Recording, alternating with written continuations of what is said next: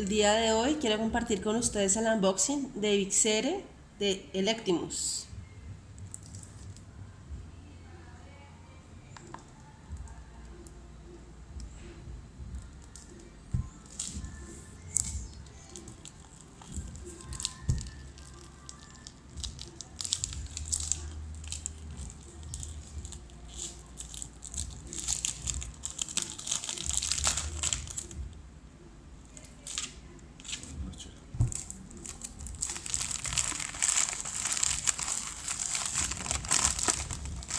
La caja es hermosa.